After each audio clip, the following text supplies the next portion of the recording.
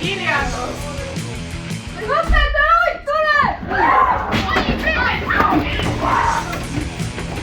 Maike, Rõsid!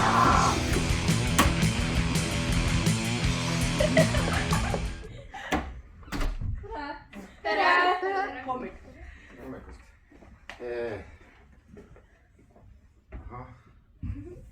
Tervist. Täna natuke, nagu ma aru saan, me hüppame kõrvale sellest, mis me teinud oleme. Hakkame rääkima hoopiski Eesti rahva usundist ja et milliseid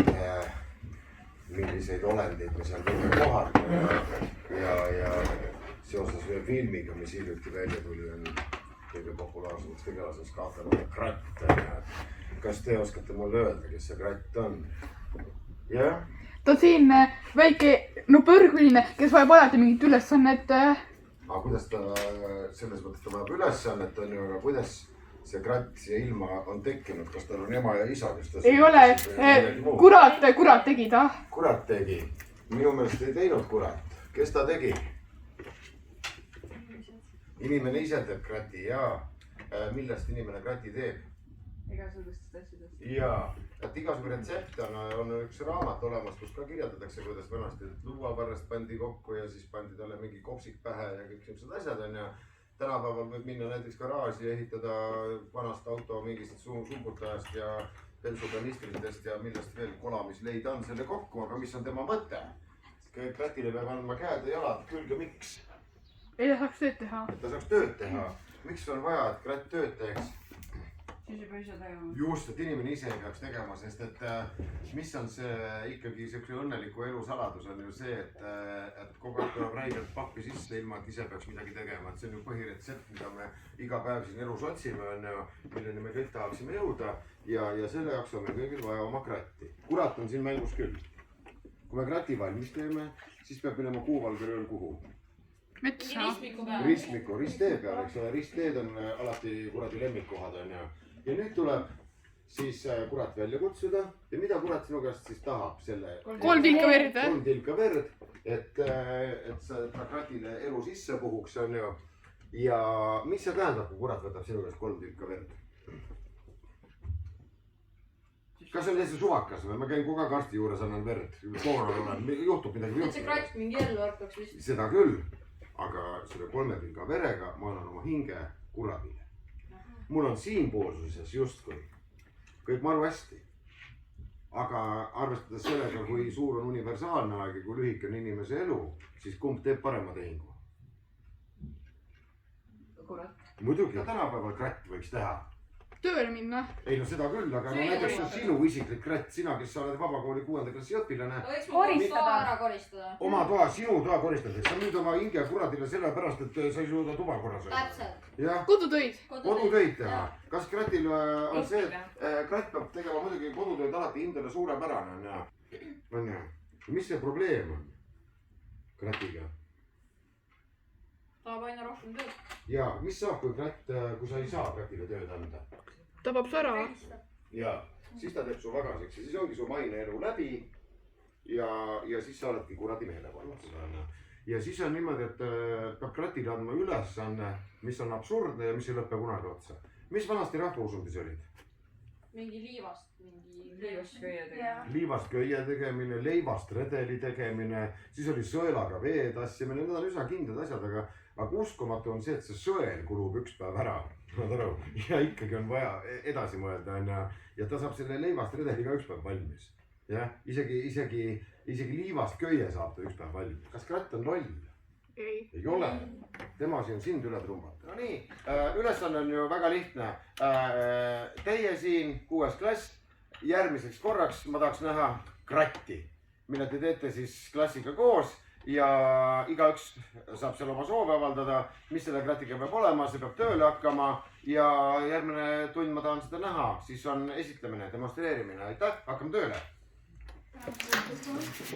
Teeme Kratile selle kroo. Okei, jah. Selle.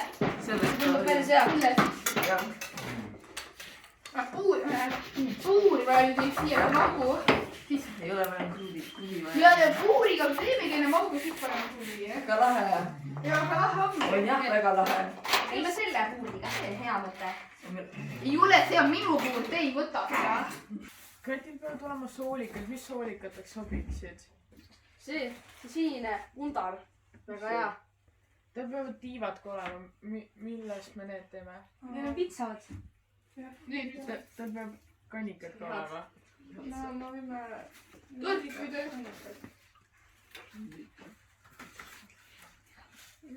noh, aga teeme siis.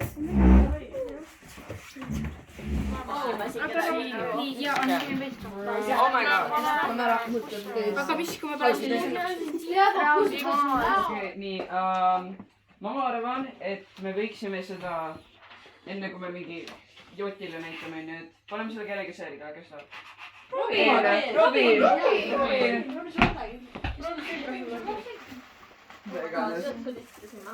täiesti sobib.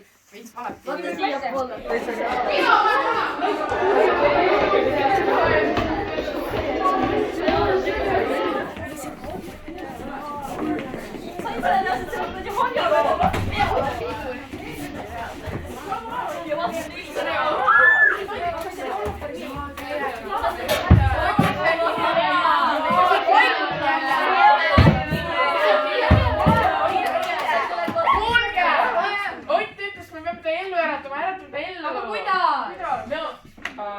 Õpetaja ütles, ta rääkis, kui ta rääkis sellest prätist, vaata.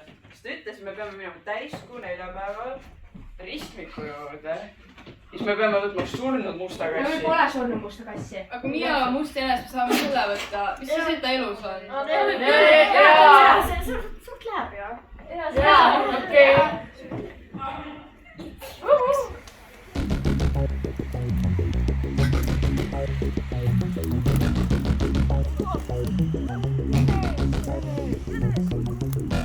Kuulge, meelitame nüüd jänesega vanapagana välja. Okei,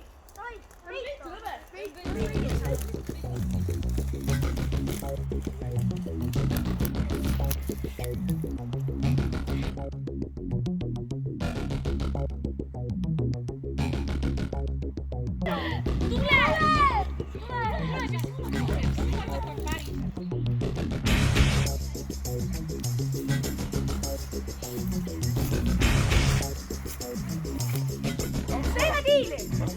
Arvata katt ellu. Kolm pilka veel. Hea küll. Kolm pilka veel. Kratt, ärka ellu. Kratt, ärka ellu. Kratt, ärka ellu.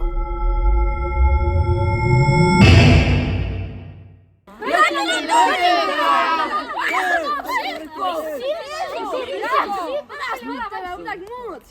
Las ta praegu toob meile silku. Toob silku!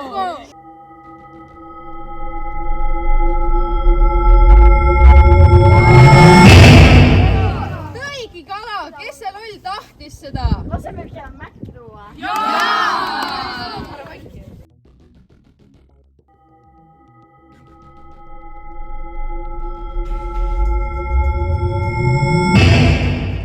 Oh my god!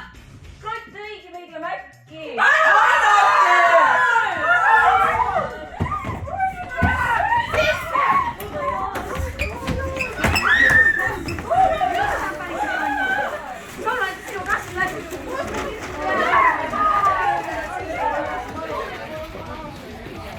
Tobi, hingu tõhkunud sisse. Ratile tuleb jälle tööd anda, mis me talle annaksime? Las äkki annab homme meile kirjandustüüdis vastused ette.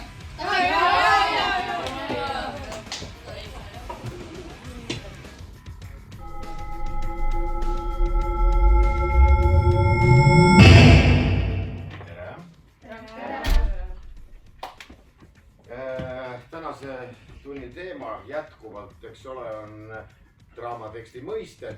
Need on teil kodus ilusti selgeks õpitud, on ju. Ja enne kui me asume praktilise töö kallale, ma siis küsin mõnda asja selle kohta. Et kõigepealt, kui me mõtleme nagu teatriteksti peale või stsenaariumi peale, eriti teatris, eks ole, siis milleks kõigepealt võiks jaguneda draamatekst? Tavaliselt on neid kaks tänapäeval. No Mari. Vaatlustekst. õige, väga hea. nii, vaatused omakorda saaksid jaguneda, kuidas, Ander? ah soo, nii selge kõigil. Stseenid ja nii, draamatekst kirjutatakse mis vormis enamasti? Joonas, kas sina tead? Super. Aitäh, Joonas. Aga kes see siin on?